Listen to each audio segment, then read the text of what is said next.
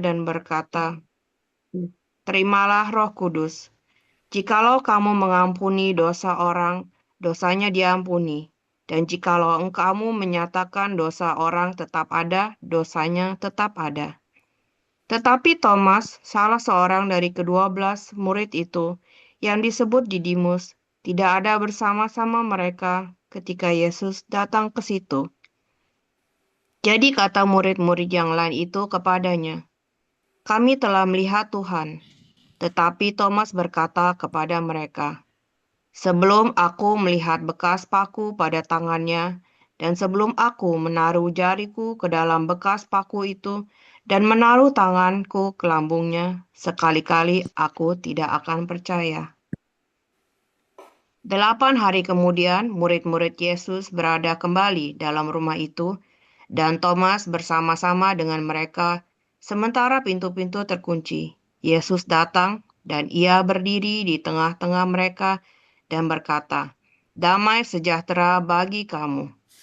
Kemudian ia berkata kepada Thomas, "Taruhlah jarimu di sini, dan lihatlah tanganku. Ulurkanlah tanganmu, dan taruhlah ke lambungku, dan jangan kamu tidak percaya lagi, melainkan percayalah." Thomas menjawab dia, "Ya Tuhanku dan Allahku."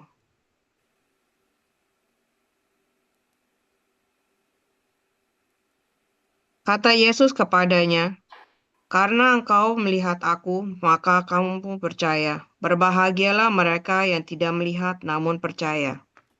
Wah, ketutup nih. Percaya. Memang masih banyak tanda mukjizat lain yang diperbuat Yesus di depan mata murid-muridnya yang tidak tercatat dalam kitab ini.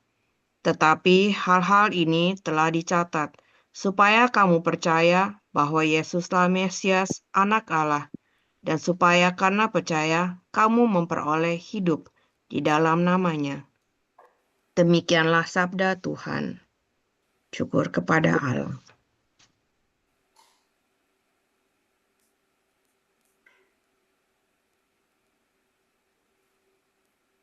Aku stop sharingnya di sini. Ayo, siapa yang jujur, siapa yang belum baca?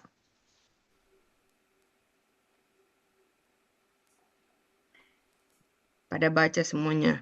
Roma, aku udah kasih handout ke ke grup Bible Study. Ada beberapa pertanyaan dari Henny Ronald.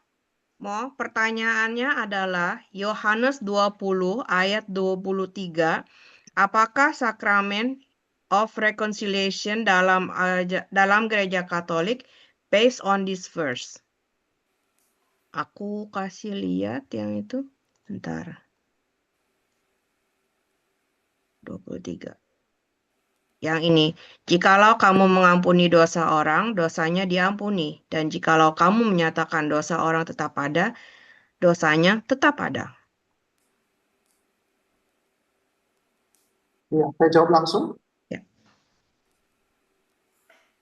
Jawaban singkatnya, ya.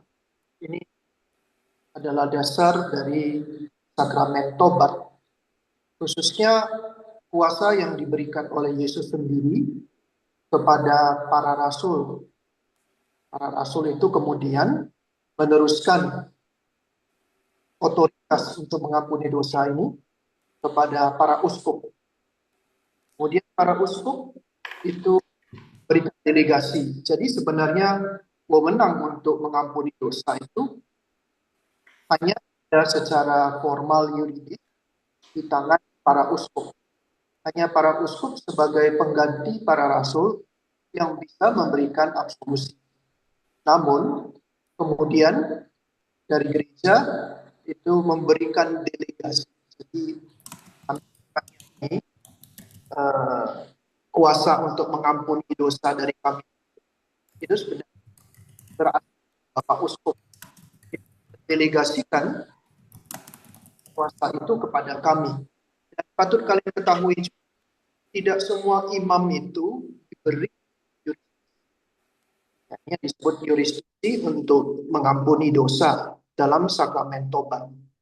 Tidak semua imam itu diberi jurisdiksi ini. Misalnya imam yang baru tahbisan itu kalau sekiranya itu tidak diberikan yurisdiksi untuk mengampuni dosa, dia tidak bisa memberikan sakramen tobat. Hanya kalau dia mendapatkan, biasanya itu dapatnya secara lisan dulu. Baru beberapa waktu kemudian disebut yurisdiksi yurisdiksi tertulis.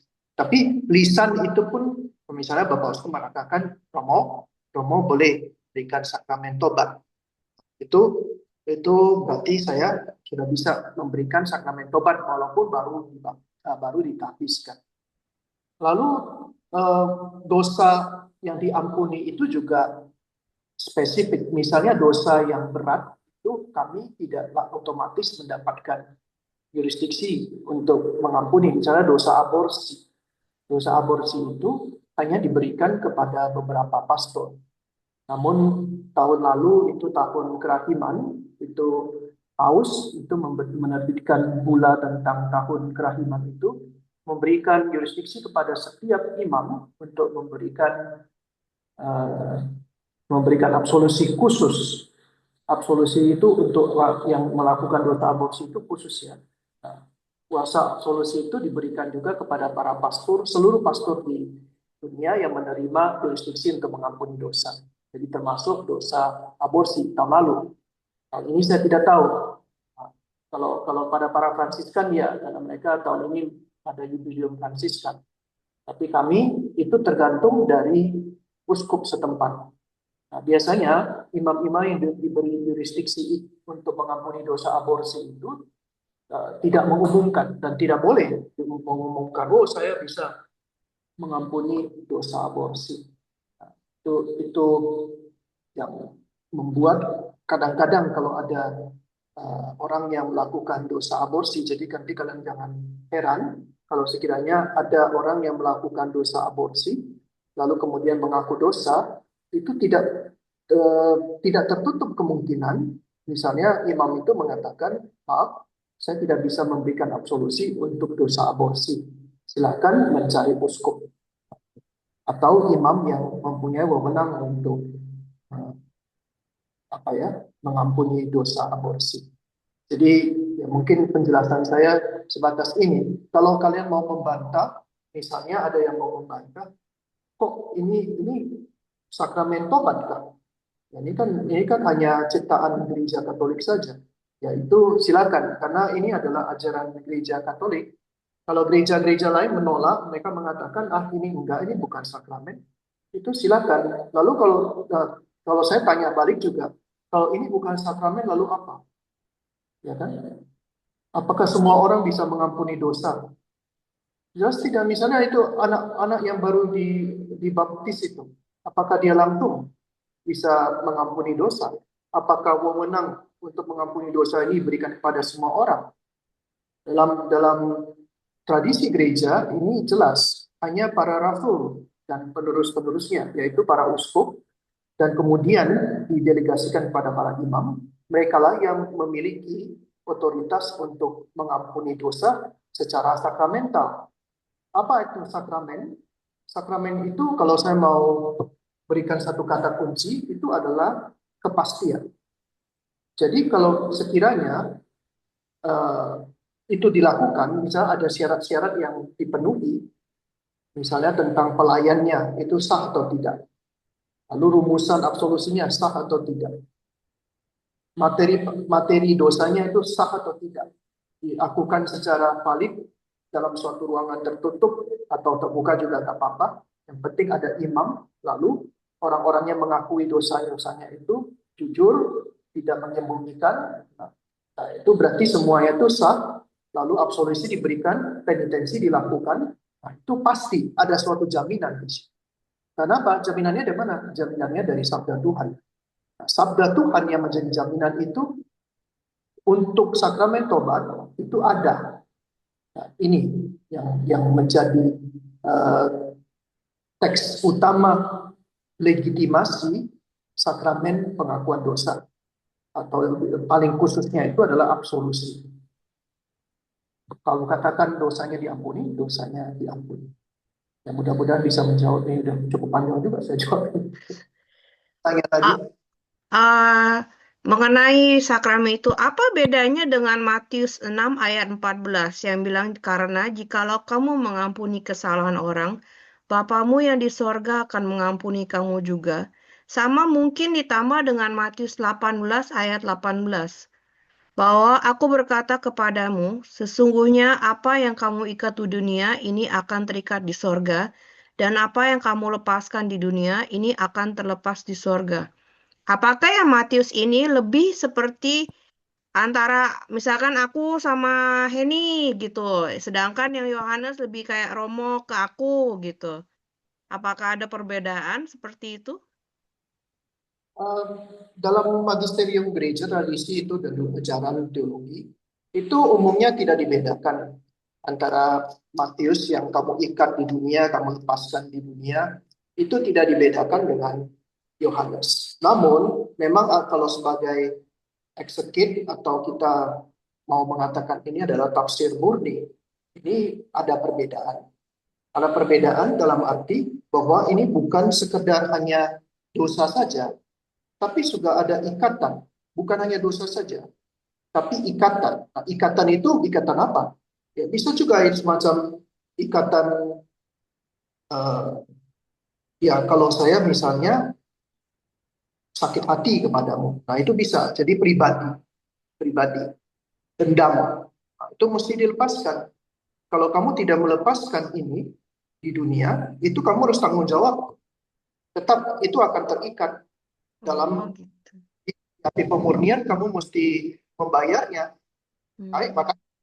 kemudian kita juga diberi kesempatan untuk melepaskan ikatan-ikatan yang belum kita lepaskan di dunia.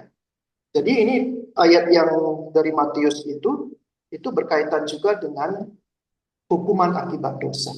Jadi nanti apakah kelekatan kita, ikatan kita di dunia ini. Kalau belum terlepas di dunia, harus kita lepaskan di api murnian. Ya. Nah, tapi kalau Matius 6 itu beda lagi. Matius 6 ini khusus soal pengampunan. Jadi misalnya kamu mengampuni orang, ya, Tuhan Yesus juga akan memberikan kemurahan kepadamu. Kamu juga akan diampuni. Saya senang sekali dengan ayat ini. Salah satu ayat favorit saya. Kalau mengampuni, kamu akan diampuni. Kamu tidak mengampuni, kamu juga tidak akan diampuni. Jadi ini ada cerita ilustrasi lah. Ini biasanya para bapak gereja itu suka, atau para bapak padang gurun itu. Suatu ketika ada seorang rahib yang selama di dunia dia biasa-biasa saja. Dia bahkan sering diolok-olok karena dia tidak punya keahlian apa-apa. Boleh dibilang kalau ukuran duniawi dia itu bodoh lah, dia bodoh. Sementara teman-temannya itu ahli filsafat, ahli teologi, punya pelayanan macam-macam, mengajar sana sini. Nah, dia situ sering diolok-olok terakhir ini, karena dia tidak punya kemampuan intelektual yang baik. Nah, lalu akhirnya rahib ini pun meninggal dan sampai di pintu surga Tuhan Yesus melihat ini kan catatannya, catatan bukunya. Terus dia baca serius, Tuhan Yesus baca. Terus Tuhan Yesus bilang, ini ya kamu ya, di dalam bukumu ini banyak sekali keluhan tentang kamu. Kamu disuruh ini gak bisa, disuruh itu gak bisa. Kan? Ya, itu teman-temanmu itu, saudara-saudaramu satu biara itu sering mengeluh tentang kamu karena kamu tidak bisa bekerja dengan baik. Karena kamu kalau dibilangin itu nggak mengerti. Ya Tuhan Yesus. Lalu jawab dari lagi, ya benar Tuhan Yesus itu saya. Lalu apa yang saya harus berikan kepadamu? Apa yang membuatmu merasa kamu ini pantas untuk masuk surga, kata Tuhan Yesus. Lalu si rahib itu mengatakan, Tuhan saya tidak tahu banyak, saya tidak pernah belajar teologi berdalam-dalam, saya juga tidak mengerti kalau baca buku filsafat teologi yang susah-susah itu. Tapi kitab suci juga saya tidak mengerti, banyak hal yang tidak bisa mengerti. Tapi satu ayat yang saya tahu dan saya yakin benar-benar, yaitu ketika engkau mengajarkan kepada kami doa Bapa kami, dan engkau mengatakan barang siapa mengampuni, dia akan diampuni. Jadi selama saya di dunia itu, orang-orang itu mengolok-olok saya, membuli saya, mengata-ngatai saya, melapor-laporkan saya. Kadang-kadang saya juga itu uh, di blackmail ya, jadi atau di fitnah. karena saya tidak bisa membalas. Tapi semua itu Tuhan saya ingat, karena kata-katamu itu saya harus mengampuni. Jadi mereka menyakiti saya mengampuni. Jadi Tuhan saya yakin kalau kamu katakan itu benar, kalau saya mengampuni, saya juga akan diampuni. Wah, Tuhan Yesus senang sekali. Dia tutup bukunya. Ayo, ayo, ayo, masuk. Rupanya si Rakib ini ditaruh jauh lebih tinggi daripada teman-temannya di dunia yang membuli dia. Karena Wah. kurang hati untuk mengampuni. Semakin kamu mengampuni, jadi kadang-kadang enak juga jadi yang dibully. Kan dibully itu lebih banyak kesempatan untuk mengampuni. Disakiti itu kan lebih banyak kesempatan untuk. Kalau kita itu semakin sering, semakin banyak, semakin murah hati kita dalam mengampuni, saya yakin, ini kata Tuhan bukan kata saya. Makin banyak kamu mengampuni, kamu juga pasti akan lebih banyak diampuni. Ini salah satu ya ayat yang jadi salah satu yang jadi apa juga kesukaan saya. Tapi jangan lupa ada tambahannya itu di bawahnya itu. Barang siapa tidak mengampuni, dia juga tidak diampuni. Jadi hati-hati kalian ini, jangan sampai ini udah berjuang di dunia ini, sudah rajin ikut KTM, melayani, ikut Bible study, tapi nggak masuk surga. Kenapa? Lupa ngampunin. Kalian tidak bisa mengampuni, masih menyimpan dendam. Nah, sampai di pintu surga Tuhan Yesus kan hanya kata, saya tidak bisa mengampuni kamu karena kamu belum mengampuni. Mudah-mudahan kita mati dalam keadaan damai dengan semua orang. Nah ini juga ikatan soal ikatan. Nah kalau ikatan artinya ikatan emosional atau juga suatu apa ya, suatu sakit hati tapi bukan dendam, tidak mau mengampuni, tapi ya tidak rela lah kita itu. Kalau sampai tidak mengampuni secara mutlak, kita juga tidak mengampuni. Tapi kadang-kadang kita bukan tidak mengampuni, tapi masih sakit hati, masih tidak legowo, masih tidak bisa melepaskan. Ya, jadi kita masih teringat-ingat terus. Nah itu harus kita bayar di api pemurnian. Kita harus lepas dari itu semua, baru kita bisa masuk surga. Atau mungkin juga dia tidak mengampuni, tapi diberi kesempatan untuk benar-benar mengikis dendam itu. Kalau ada yang sangat, misalnya tidak mau mengampuni sampai mati, sampai selama-lamanya saya tidak akan mengampuni, itu nggak tahu itu susah masuk surga kalau kata begitu. Ya, tidak semua. Saya kira secara psikologis kita bisa mengatakan ada gradasi juga, ada tingkatan juga sakit hati itu. Kalau yang dendam, dendam apa itu ya? Dendam Dendam kesal. kesumat. Iya. Saya kira kita juga tidak akan bisa diampuni. Kita nggak bisa masuk surga, tempat kita di neraka. Kalau kita punya dendam yang tidak bisa, yang tidak akan, tidak, oke saya tidak akan ampun. Itu akan membuat kita tidak layak untuk masuk surga. Jadi hati-hati di situ. Makanya beri apa ya, minta benar-benar itu rahmat untuk mengampuni. Kalau kalian itu disakiti. Sip. Ada lagi? Ini udah oke kah? Apa mau nanya? Ada juga sih, tapi Romo udah bilang tentang kalau orang pada saat berdoa mengaku dosa kepada Tuhan, kenapa dan apakah dalam tradisi gereja Katolik harus mengaku dosanya lagi kepada pastor?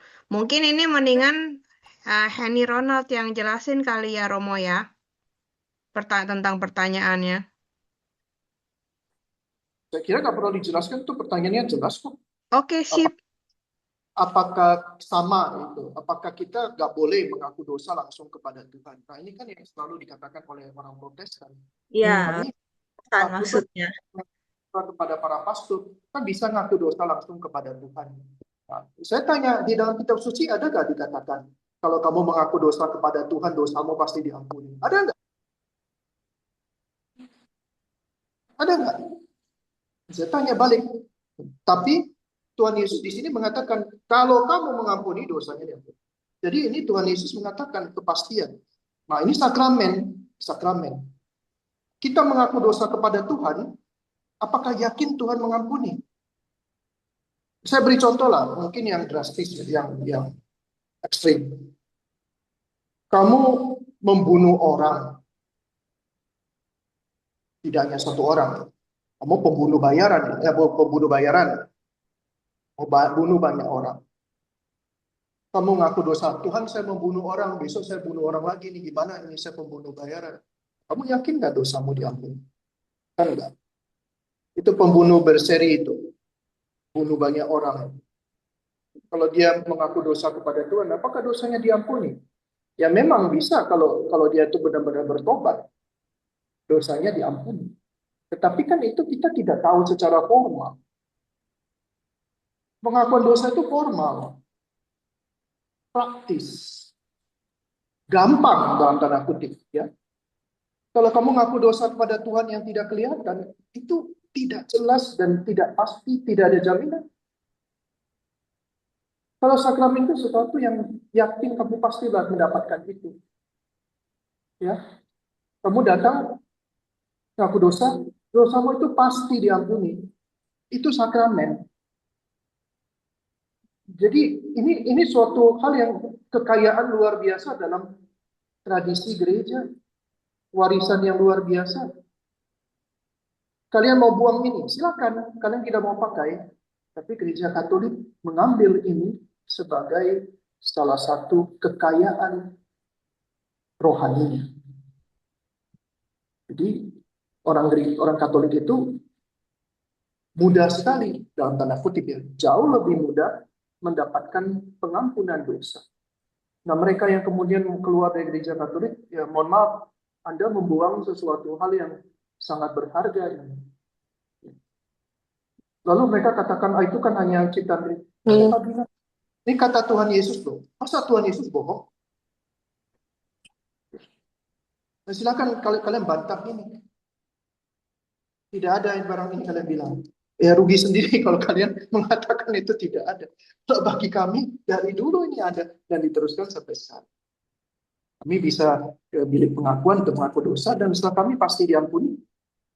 Ya pasti dalam relatif ya. Kadang-kadang ada juga itu yang bohong soal dosanya, menutup-nutupi, dia tidak mengakui atau dia itu ya memakai kata-kata lain untuk menipu pastornya. Dosa yang itu tidak diampuni, malah tambah dosa baru, menipu pastornya. Tapi kalau kalian mengaku dosa dengan jujur,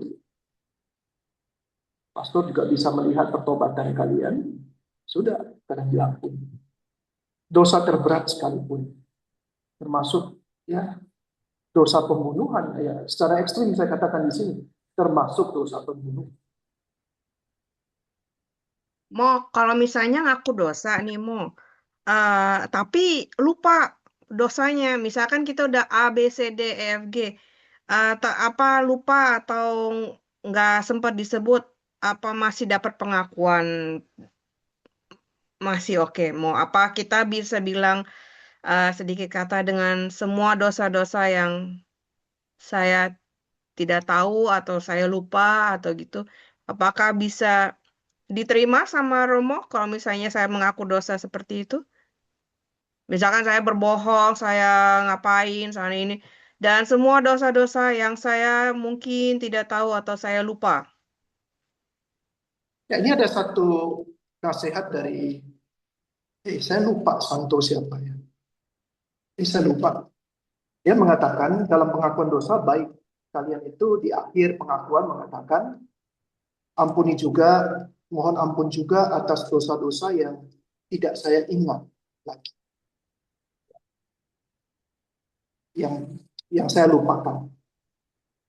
Tapi jujur, memang lupa, bukan sengaja lupakan, dilupa-lupakan, sengaja tidak diingat-ingat. Kalau itu berarti kamu berbohong. Ya, menutupi kebenaran itu juga suatu kebohongan. Tambah dosa baru. Tapi kalau misalnya kamu memang benar-benar lupa, tidak ingat, itu diampuni. Tetapi dengan catatan, dalam pengakuan dosa berikutnya, kalau itu kamu ingat. Jadi Kasih sebelumnya tahu. Sekarang ingat, jadi dalam pengakuan dosa selanjutnya, kamu sebutkan aja, ya, Oke. supaya ada suatu kepastian di situ, jaminan keselamatan di situ. Oke. Misalkan tadi kan Romo bilang kalau misalkan kita harus mengampuni orang, tapi kalau orang yang nyakitin kita nggak minta ampun, apa kita bisa berikan pengampunan satu, atau kita harus ngasih harus tunggu orang itu minta ampun dulu, Mo? Begini, yang mengampuni dosa itu, kita mengampuni kalau dalam bahasa doa Bapa kami itu kesalahan, Hmm. passing, atau dalam bahasa Indonesia itu pelanggaran. Nah, saya pernah menjelaskan ya soal pelanggaran, saya lupa saya jelaskan kepada kalian tadi. Kita tidak mengampuni dosa, kita mengampuni perbuatan salah mereka ke kita. Kita tidak bisa mengampuni dosanya. Yang bisa mengampuni dosa adalah Tuhan, atau di sini diberikan pada para uskup dan para imam dalam sakramen tobat. Ya, jadi kalau misalnya kamu mengatakan saya mengampuni orang itu, berarti mengampuni kesalahan dia ke kamu, bukan mengampuni dosanya. Oh iya. Mengampuni dosa itu urusan Tuhan. Ya, Mesti nunggu kah supaya dia minta ampun sama kita dulu? itu Atau kita nggak masalah? tidak Kapan ada aja?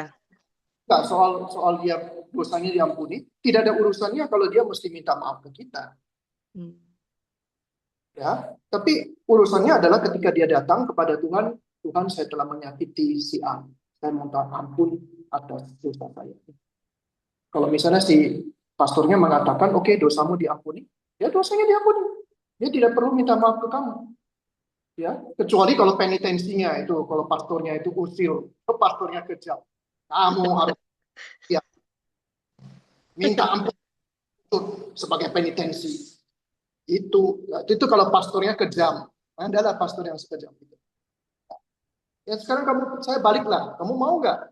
Sekarang kalau misalnya kamu buat salah ke orang itu, kamu mau ketemu dia itu sungkan sekali, berat sekali untuk minta maaf ke dia itu berat sekali. Memang paling bagus itu kamu akan berkembang dalam kerendahan hati, kemurahan hati, dalam kebesaran hati, dalam apalah kebajikan. Kalau kamu datang ke dia bersujud minta ampun ke dia, itu untuk olah kebaikan kesucian kamu.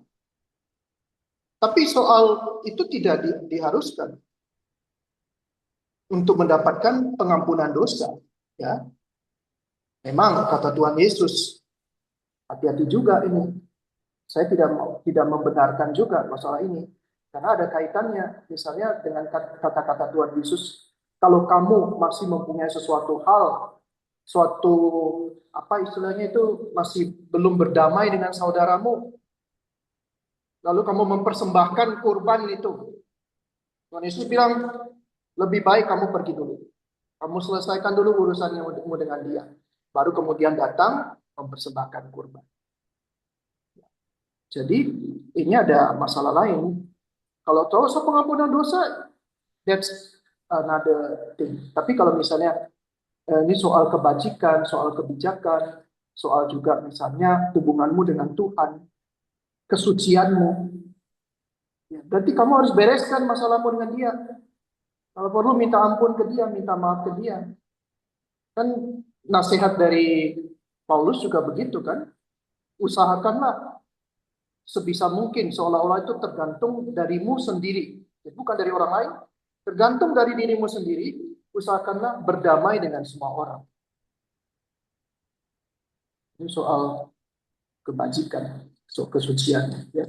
Tapi soal pengampunan dosa, memang kalau kamu mengaku dosa, misalnya saya pernah menyakiti hati orang tua saya, meskipun kamu tidak minta ampun ke orang tuamu, apalagi kalau orang tuamu sudah meninggal, ya dosamu diampuni, dosamu diampuni. Tidak perlu engkau untuk soal dosa itu kembali ke orang tuamu bersujud minta ampun kepadanya. Ya, baik. Mungkin ada yang lain, misalnya jangan dari Irin dulu sini kalau ada yang lain.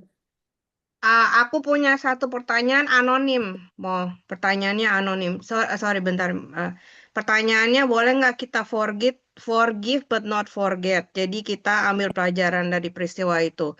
Kayak orang dibully, atau orang kalau kita ditipu sama orang, mau kena scam, harus hati-hati sama orang itu, boleh nggak?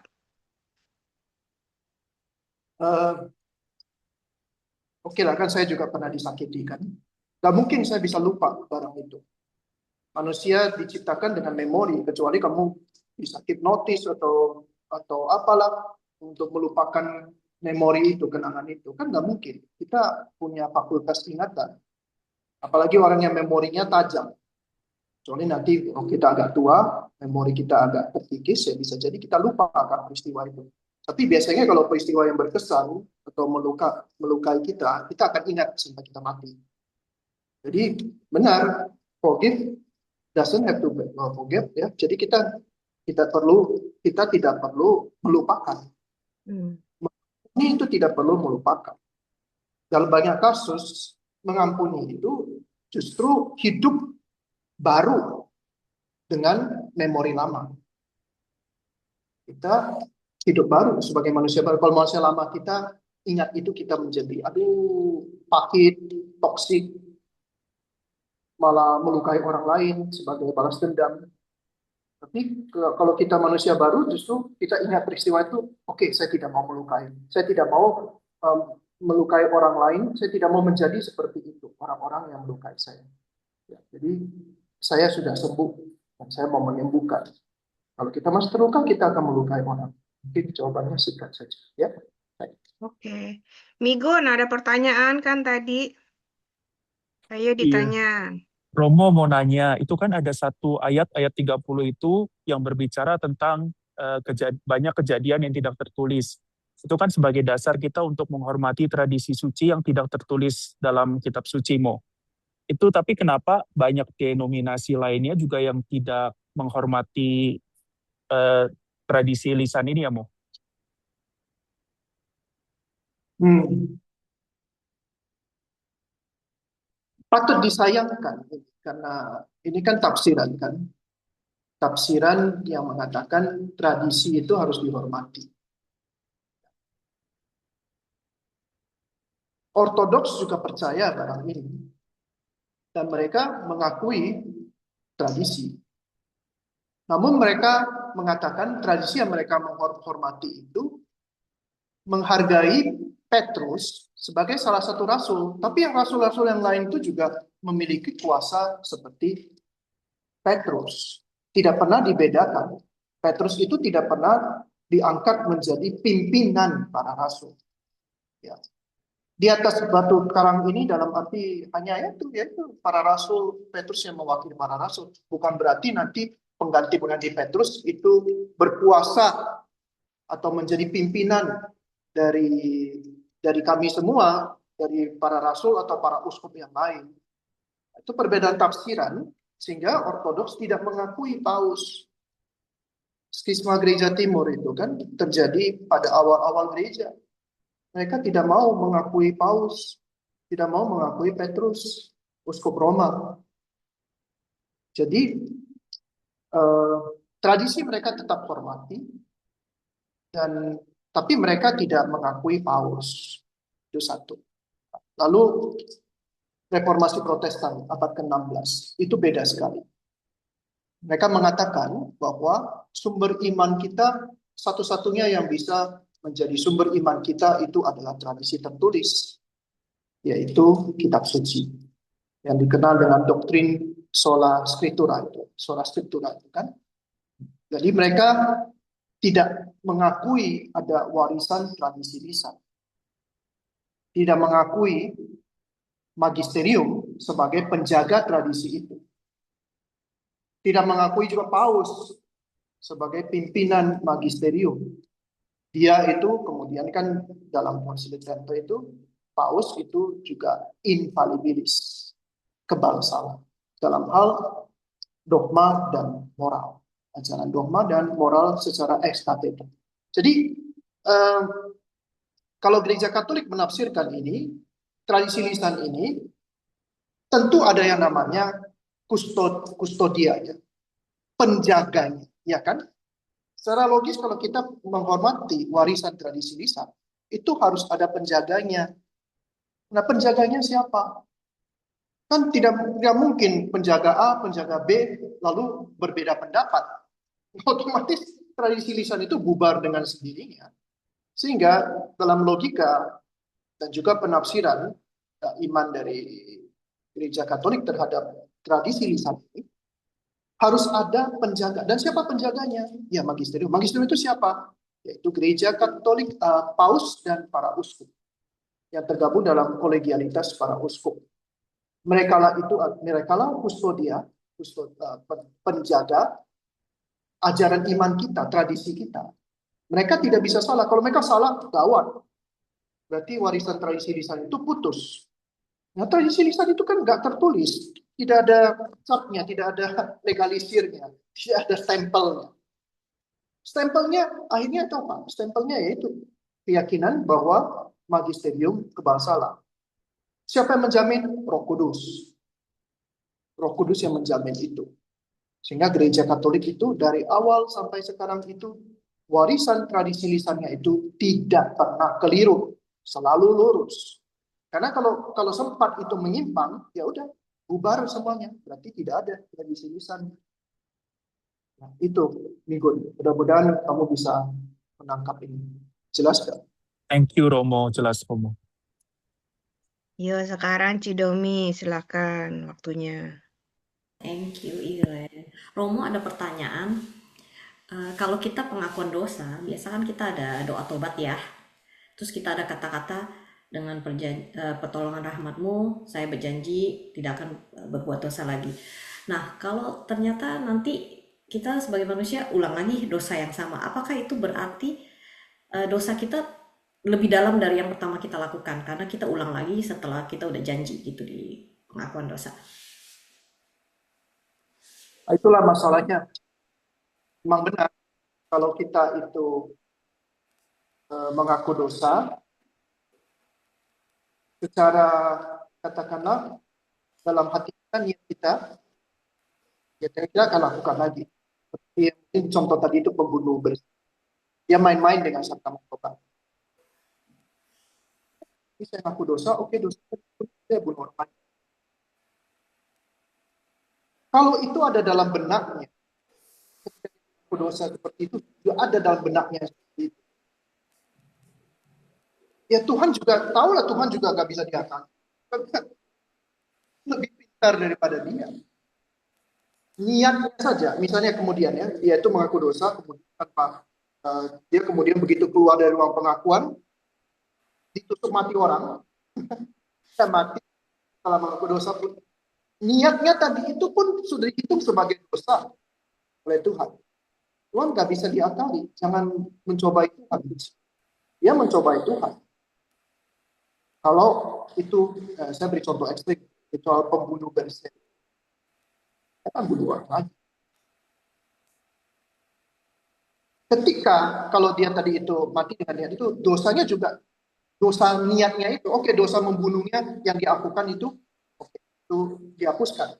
Tapi niatnya itu akhirnya membuat dia juga berdosa besar. Apalagi kemudian ketika dia itu keluar dari ruang pengakuan, besoknya dia langsung membunuh. Dosa dia membunuh korban yang berikutnya ini, saya kira ratusan kali lipat lebih berat daripada dosa-dosa yang karena dia mencoba itu. Nah, kalau kita bagaimana? Itu tadi soal pembunuh berseri. Kita ini, aduh, Tuhan, saya tidak berjanji tidak akan berbuat dosa lagi. Dosa yang tadi saya akui itu marah-marah, malas, masuk ke gereja, terus suka gosip, lalu apa ya, dosa macam-macam, pikiran cabul, macam. Aduh, saya tidak mau berbuat dosa lagi, Tuhan, ampun Tuhan. Tahunya itu keluar langsung buat dosa lagi, sama marah-marah lagi. Ya, ya. Yang penting biasanya bisa, itu kan semua soal pribadi ya. Bagaimana hubungan pribadi, bagaimana intensi pribadimu. Tapi dari tradisi ajaran teologi spiritualitas yang biasa, dalam hidup. Itu pertobatan itu, sakramen tobat itu menjadi berkah bagi kita apabila memang ada suatu pertobatan yang dengan niat yang mau mengulangi lagi. Ya, itu akhirnya kembali kepada pribadi masing-masing. Kalau memang karena kelemahan, ya sudah, gimana lagi? Kadang-kadang juga, saya tidak membenarkan ini, tapi ya sudahlah, sebagai hiburan juga. Kadang-kadang memang Tuhan sengaja memberikan kepada kita kelemahan di bidang tertentu, tapi bukan dosa berat ya, bukan dosa berat. Tapi dosa-dosa yang seperti kata Paulus itu duri dalam daging. Supaya dia tetap sadar, supaya saya tetap rendah hati bahwa saya ini bukan orang suci. Bahwa saya tidak bisa berbuat apa-apa tanpa Tuhan. Ini yang oleh Santo Yerusalem itu termasuk dalam komorniatif kita.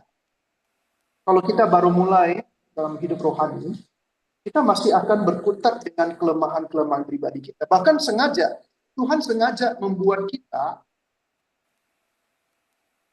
tenggelam dalam kelemahan-kelemahan itu. Karena akar terdalam dari dosa kita sebenarnya ada dosa kesombongan. Supaya lepas dari dosa kesombongan itu, Tuhan membiarkan kamu tidak bisa berapa. Tanpa rahmatku, kamu mudah sekali jatuh dalam dosa. Tapi sekali lagi bukan suatu pembenaran kalau kita melakukan dosa yang sama berulang-ulang. Tapi setidaknya kalau kamu melakukan dosa yang sama berulang-ulang, ayo cepat mengaku dosa. Jadi pengakuan dosa ini obat bagi kami. Ini rutin sebulan sekali mengaku dosa. Syukur karena kalau tidak ada dicapolkan begitu, saya mau ngaku dosa setiap bulan. Berat juga. Setiap kali sampai sekarang itu, meskipun saya rutin mengaku dosa, tiap kali mau ngaku dosa selalu berat. Aduh, saya mesti ngaku. Apalagi pastornya sama, ya kan? Kami di sini pastornya sama, nggak bisa ganti. Bapak pengakuan kami satu. Jadi tiap bulan, kamu bulan lalu kan itu udah ngaku, ini ngaku lagi. Aduh, malu. Apalagi saya pastor, karena bapak pengakuan saya itu lebih muda daripada saya. Tuh. Jadi, bisa dibayangkan itu, saya mesti mengaku dosa pada pastor yang lebih muda. Pastor George ini, dosa kita. Nah, tapi saya bersyukur karena ini suatu latihan, jadi saya bisa dengan rendah hati yang tidak dibuat-buat. Akhirnya ini juga terpaksa keadaan, saya nggak tahu. Tapi dengan itu saya bisa minta ampun. Jadi bagi kalian juga saya anjurkan cari bapak pengakuan yang satu aja sama. Kalau kalian bisa lakukan itu, kalian rendah hati. Kalau Tuhan memberikan apa? Dan ungkapkan dengan jujur, dengan detail dosa-dosa. Misalnya kalian nggak bisa melepaskan dari dosa yang satu ini percabulan. Kalian ungkapkan kepada pastor itu. Bulan lalu saya melakukan ini, saya buat lagi. Cerita saya ini. Saya tenggelam lagi dan dosa itu tidak bisa lepas. Saya mohon ampun. Ini suatu latihan yang saya Tuhan akan membantu kalian. Bantu kalian untuk selain mengampuni kalian, Tuhan akan membimbing kalian kepada jalan yang benar. Kalian akan selamat. Saya yakin. Kalau kalian lakukan. Karena untuk itulah Tuhan Yesus datang untuk orang berdosa. Tapi kalau kita tidak mencari Tuhan Yesus atau mencobai Tuhan Yesus atau malu datang kepada Yesus, ingat Petrus dan Yudas Iskariot. Petrus setelah Yesus bangkit, wah, dia itu langsung lari. Dia Yesus, dia itu langsung lompat itu ke danau itu, dia duluan itu. Padahal itu dia yang paling bersalah dan para rasul. Dia itu yang mengangkat Yesus 3 kali. Tapi dia tidak malu untuk datang kepada Yesus. Itulah Santo Petrus kita. Kalau kalian berdosa paling berat itu, kalau berarti kalian paling membutuhkan Yesus. Dan Petrus dengan segala kepolosannya itu, ngerti itu. Yudas Iskariot, dia tahu dia salah. Dia tidak menyesal bertobat, malah mati bunuh diri. Gantung diri. Dia malu datang kepada Tuhan. Malu mengakui kesalahan. Malu minta ampun. Dia mati bunuh diri. Kalian pilih yang mana? Oke. Masih ada? Kasih Romo. Ada yang lain lagi yang mau nanya?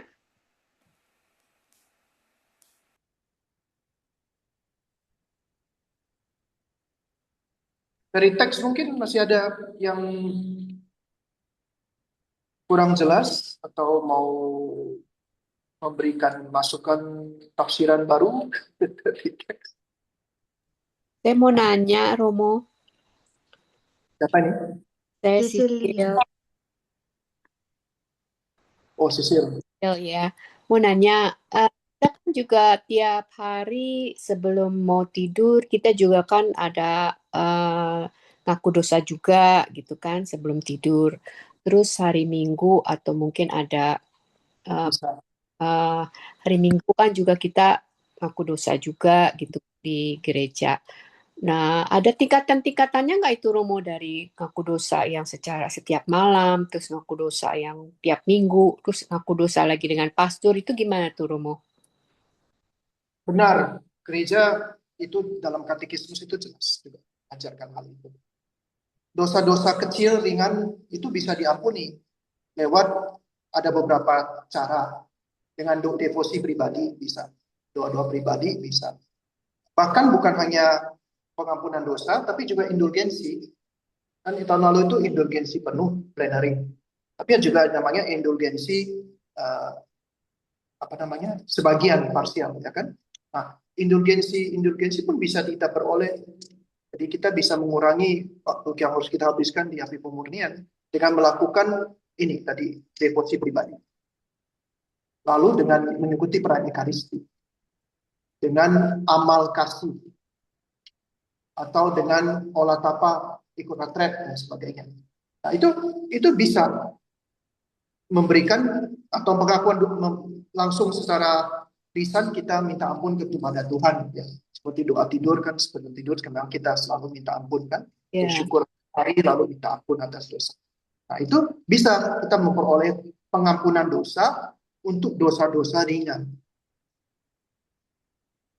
Nah, dan definisi dosa ringan, dosa berat itu sekarang sudah nggak bisa, gereja tidak lagi bisa membedakan itu. Karena ada dosa yang mungkin katanya ringan, misalnya bentak-bentak, marah-marah sama orang, itu bisa menjadi dosa berat kalau itu dilakukan secara rutin, akhirnya menjadi suatu cacat celah. Akhirnya menjadi 7 deadly sins itu. Salah satunya adalah wrath itu, angkara murka. Jadi nggak bisa kita kecilkan itu. Dan tetap menurut saya dosa-dosa ringan itu mungkin itu juga. Nah, saya katakan mungkin loh ya, mungkin. Karena tidak ada jaminan kepastian di situ. Tetapi yang pasti itu selalu akhirnya lewat yang namanya sakramen tobat. Dosanya diampuni. Kalau seorang pastor mengatakan, aku mengampuni engkau dari segala dosamu, berarti semua dosamu itu diampuni. Semua yang diakukan, ya, yang diakukan. Jadi jangan cari Romo budak. Ini ada orang-orang yang mengatakan, wah cari aja Romo yang nggak bisa dengar. Kalau dia nggak bisa dengar, dosamu nggak diampuni loh. Atau cari Romo yang mungkin Romo asing yang tidak terlalu mengerti bahasa Indonesia. Jangan-jangan dia salah tangkap. Yang diampuni dia itu adalah yang dia mengerti, yang dia tangkap, yang dia pahami. Jangan salah loh. Ya, bukan tergantung dari yang kita omongkan, tapi yang dipahami oleh pastornya. Jadi kalau pastornya tidak mengerti, ya tidak, dosamu tidak diampuni.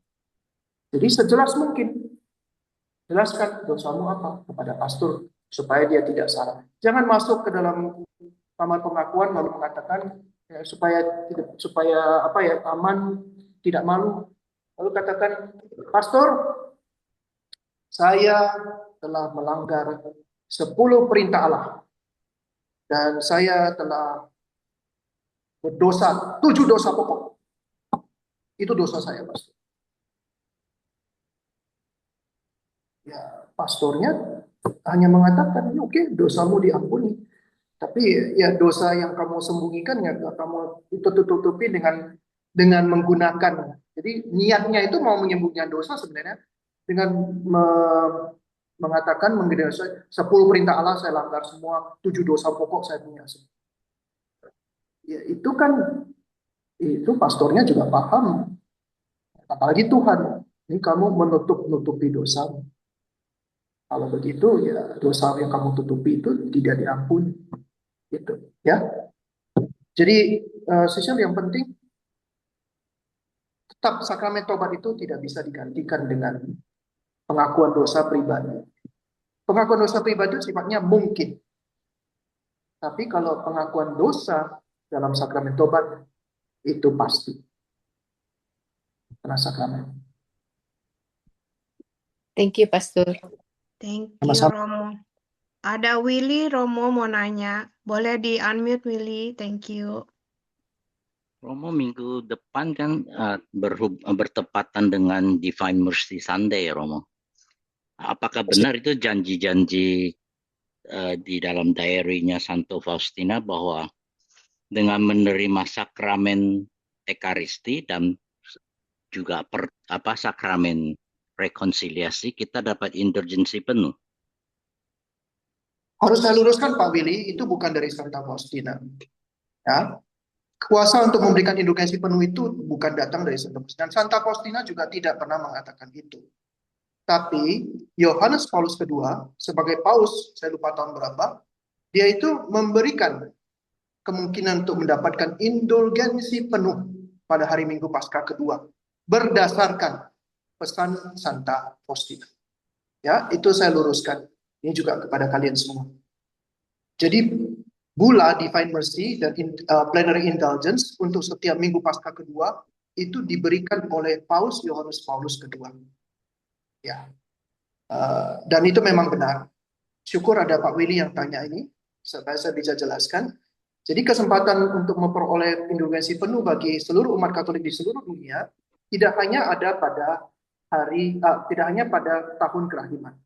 Dulu kan Paus Yohanes Paulus II mempertimbangkan, kok hanya 25 tahun sekali ya kita umat Katolik seluruh dunia itu boleh mendapatkan indulgensi penuh. Nah, memang kalau kalian ke Roma, setiap hari kalian bisa dapat indulgensi penuh dengan mengunjungi basilika itu.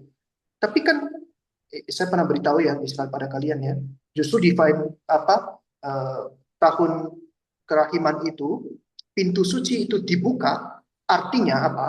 Artinya sekarang kalian bisa memperoleh indulgensi penuh tidak hanya di 4 basilika yang pintu sucinya dibuka saja, tetapi rahmat indulgensi penuh yang biasa kalian bisa dapatkan tiap hari di basilika-basilika itu sekarang bisa kalian peroleh di seluruh dunia. Itu sebenarnya maksud pintu suci dibuka. Bukan pintu suci dibuka baru kalian bisa dapat indulgensi penuh di basilika itu. Di basilika 4 basilika utama itu setiap hari kalian bisa dapat indulgensi penuh. Orang Roma bisa tiap hari dapat indulgensi penuh. Karena itu sudah ditetapkan dari awal. Siara ke-4 basilika utama itu bisa dapat indulgensi penuh. Tapi tahun kerahiman itu pintu suci dibuka, itu artinya kalian bisa dapat indulgensi penuh di keuskupan kalian masing-masing. Tergantung dari ketetapan uskup setempat. Itu maksudnya. Nah, kan terus Paus Yohanes Paulus mengatakan, kok susah sekali dapat indulgensi penuh ini. Lalu ada pesan dari Santa Faustina, nah ini benar. Roh Kudus menggerakkan, lalu Paus Yohanes Paulus II menetapkan setiap Minggu Paskah kedua, setiap orang Katolik di seluruh dunia, tidak peduli dimanapun, mereka bisa mendapatkan indulgensi penuh. Syaratnya apa? Pertama, kalian kunjungi kapel atau gereja yang sekarang susah ya. Ya, kalau ada. kalau ada itu yang ada gambar kerahiman, ya kan? Di tempat kalian pasti ada lah. Kalau di Indonesia agak susah itu. Tapi di kapel kami di sini ada itu, di kapel di Bengkayang. Atau kalian kalau tidak ada ya sudah di depan sakramen Maha Kudus, lalu kalian doakan itu yang Tuhan Yesus, I trust in you, itu Jesus Christ, Jesus I trust in you, itu ulang-ulang 10 kali. Atau kalau bisa doa koronka atau doa kerahiman ilahi. Itu pertama, devosi kerahiman ilahi. Lalu berdoa untuk intensi bagus untuk bulan ini. Lalu mengaku dosa, itu 7 hari sebelum atau 7 hari sesudah, hari Minggu Paskah kedua. Lalu mengikuti perayaan Ekaristi pada hari Minggu itu, menyambut komuni dengan hormat. Kalian bisa mendapatkan indulgensi penuh. Baik untuk kalian sendiri, atau bukan dan ya, untuk kalian sendiri, atau untuk satu arwah di api pengajian. Kalau tahun kerahiman kedua kemarin itu ada sesuatu yang khusus, saya lihat Paus mengizinkan setiap kali kita boleh minta dua indulgensi untuk mereka yang telah meninggal dunia itu. Tapi untuk Minggu Paskah kedua, Minggu kerahiman satu jiwa di api pemurnian atau diri kita sendiri. Silakan itu kalau kalian mau melakukan itu. Nah, menurut saya paling sulit itu cari bapak pengakuan mengaku dosa. Kalau yang tadi yang lain-lain itu bisa kalian lakukan dengan tidak terlalu sulit. Bukan cari pastornya sulit, tapi tuh kaki kalian tuh melangkah itu ke gereja minta ngaku dosa itu yang berat sekali, berat banget. Pastornya sih gampang. Ya, terima kasih Willy atas Terima pertanyaan. kasih. Romo udah jam 9.05, tapi ada satu lagi Romo, mau satu lagi kah? Boleh satu lagi?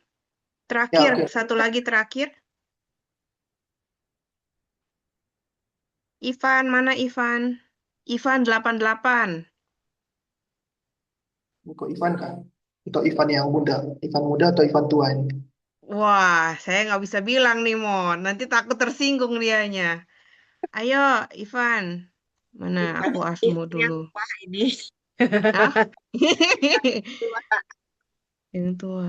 dia udah tulis pertanyaannya di itu sih. Oh, halo. Oke. Ya, pertanyaannya ada rumus spesial gak untuk bisa lebih memudahkan mengampuni orang yang sedang masih berbuat jahat terhadap kita, yang nggak tahu sampai kapan gitu. Mungkin bukan rumus, tapi tips dan trik ya. Tips, trik atau cheat code. Kita mengampuni orang lain masih berbuat jahat kepada kita. Pertama, jangan biarkan dia buat jahat ke kita lagi. Bisa nggak? Kalau saya jauh dulu. Dijauhin aja. Ya, dijauhin aja kan. Langkah pertama. Jadi jangan beri dia kesempatan untuk menyakiti kita lagi. Kadang-kadang itu ada film-film atau drama-drama yang, aduh, orang ini kok udah tahu dia tuh jahat, masih tetap aja mau dekat. Itu apa? Ya kalau dia mau niatnya jahat ke kita, ya jangan kita hubungan. Pokoknya lebih baik gak usah berhubungan dulu dengan dia. Ya. Jangan beri kesempatan dia untuk menjahati kita. Itu dulu. Ya. Lalu kedua, tergantung kasus sih, Ivan. Kasusnya seperti apa? Ya. Kalau misalnya itu soal finansial, ya itu beda. Itu soal apa? Berantem atau apa? Kalau kita hidup serumah dengan dia itu lebih pelik lagi. Itu ya tergantung kasus sih. Jadi saya sarankan kalau ini memang pertanyaanmu, carilah orang untuk konseling spesifik itu. Kasusnya apa, persoalannya apa. Kalau rumus umum tadi ya itu Jangan biarkan dia buat jahat ke kita. Lalu kedua, kita sendiri mesti latihan sabar. Kalau saya apa ya?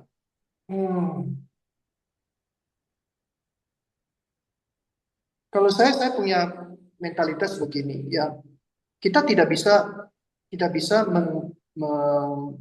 menyenangkan semua orang. Ada saja orang yang akan nggak suka sama kita. Bahkan ada orang yang biasanya benci sama kita dan mau menjahati kita. Kita nggak bisa lari dari itu. Itu realitas hidup kita di dunia. Kita nggak mau jahat sama orang, kita nggak mau ribut sama orang. Orang lain yang mau ribut sama kita. Jadi mentalitas kalau dari pihak, ya kalau dia mau tidak suka sama saya, mau benci sama saya, mau menjahati saya, itu urusan dia dengan Tuhan. Ya. Dan kalau dia menyakiti saya, entahlah, selama ini mungkin karena saya pastor itu kurang terlalu peka dalam hal ini ya. Tapi emang ada sih kalau beberapa orang yang memfitnah di belakang, mengatakan sesuatu yang tidak baik tentang saya. Biasanya saya ya, jangan biarkan itu mempengaruhi hidup kita.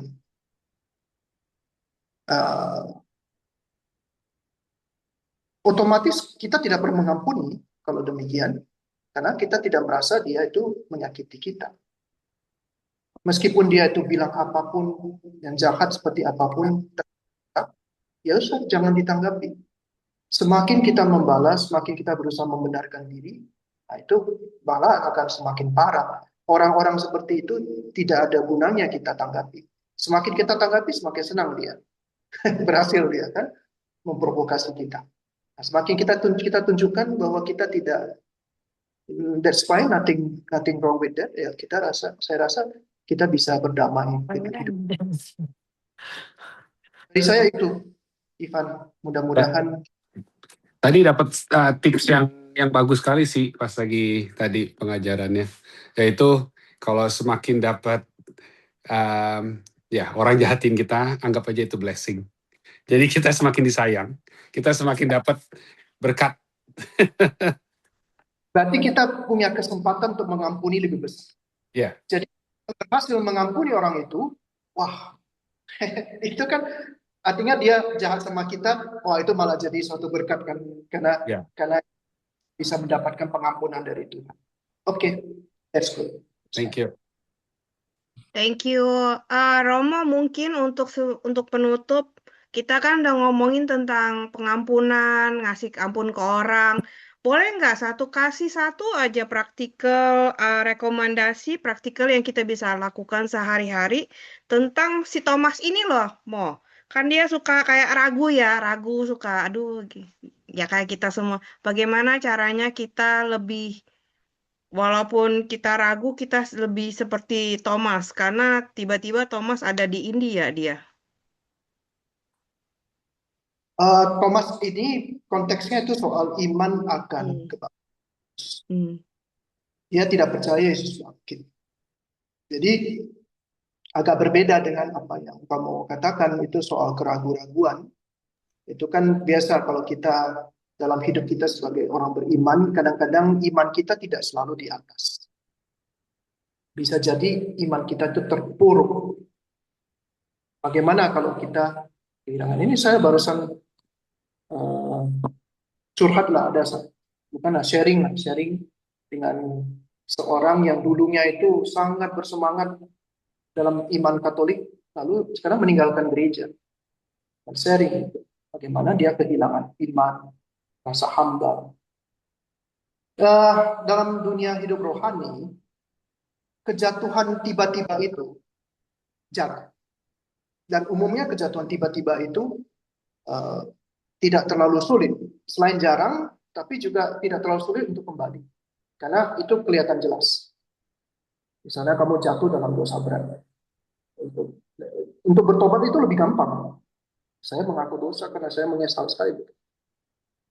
Tapi yang lebih susah itu adalah dosa yang kecil-kecil, yang seperti kalau kita menuruni, kalau gunung itu kalau kita lompat langsung kan terasa sakit kan. Tapi kalau kamu turun gunung itu landai, sampai di bawah itu mau naik lagi susah. Jadi biasanya iman yang mundur itu karena dosa kecil atau kelalaian kecil atau tidak mau mengaku dosa, tidak lagi ke gereja, tidak ke gereja 1 kali, 2 kali, lalu 3 kali, 4 kali, 1 bulan, 2 bulan, begitu.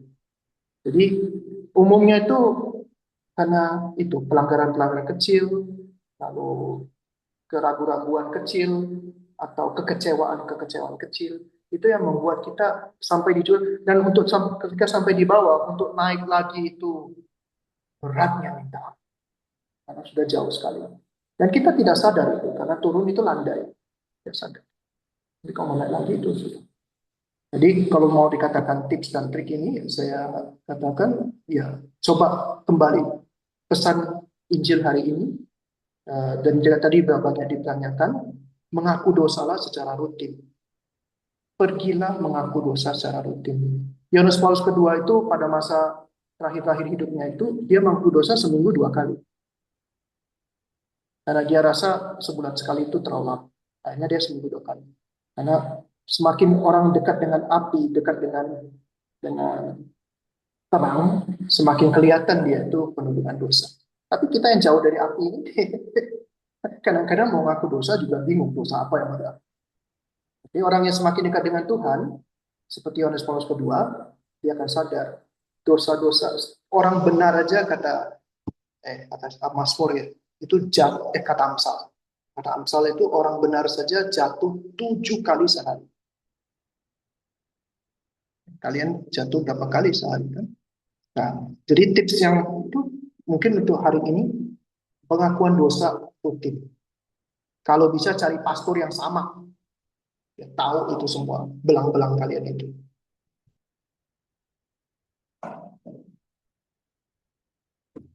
Makasih Romo. Kita mau tutup. Sebelum doa penutup, mau kasih tahu aja kalau chat group masih dibuka sampai besok siang. Kalau masih ada pertanyaan, silakan di message di sana. Kita bakal bahas lagi di pertemuan selanjutnya. Unfortunately, Romo kurang bisa ada halangan tanggal 23 April. Jadi Bible study next one-nya adalah tanggal 30 April. Jamnya masih sama, harinya masih sama. Oke, thank you semuanya. Kita tutup dengan doa dan blessing dari Romo. Kita ada salib kali ya. Ada Boleh salib. minta Iya. tolong untuk screenshot 1 kali semua peserta. Oh, semua peserta boleh. Ivan, tolong Ivan. Thank you. Soalnya perlu untuk laporan saya. Iya. Yuk semuanya kasih lihat fotonya. Yang ganteng-ganteng, yang cantik-cantik. Yuk. Siapa yang Senyum. kamu yang screenshot, Iren? Aku yang screenshot. Saya Bentar. nggak tahu caranya. Wah, sama mau aku. Nyuruh si Ivan. Mana Ivan? Ivan. Van, tolong Van. Sebentar. Iya. Gaptek, sorry Van. Sama aku juga jarang pakai ini.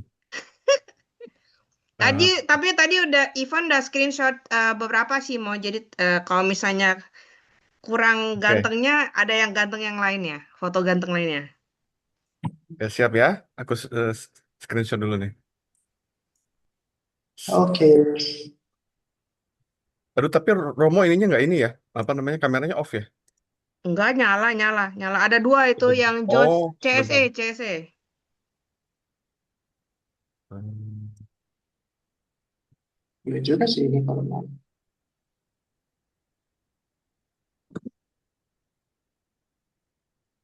Oke. Oke. Show your happy face semuanya.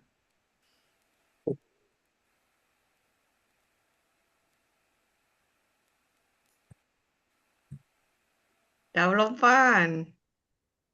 Oke, sip. Thank you. Good.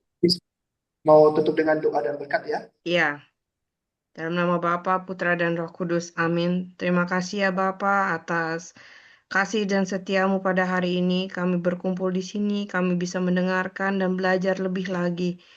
Tuhan, kiranya Engkau memberkati kami semua dan untuk malam hari ini dan juga untuk Romo yang telah membantu kami. Semoga malam ini kami bisa berbuah lebih banyak lagi untuk besok dan kami bisa membagikan buah-buah ini kepada orang lain. Pakailah kami untuk menjadi alat-alat-Mu dan biarlah kami bisa menjadi perpanjangan tangan-Mu. Boleh Romo dengan blessing-nya untuk malam ini Tuhan bersamamu. dan bersamamu juga. Semoga kita dimanapun kita berada saat ini, terpisah oleh jarak, kita tetap dilindungi, diberkati oleh Allah yang Maha Kuasa, Bapa dan Putra dan Roh Kudus. Amin. Terima kasih Romo untuk malam ini. Terima kasih semuanya. Kasih Romo. Terima kasih Terima Romo. kasih. Thank you, Romo. Oh, Thank you Romo, thank you semua. thank you, you. Romo. Thank you Romo. everyone. Thank you semuanya. Good night. Ivana.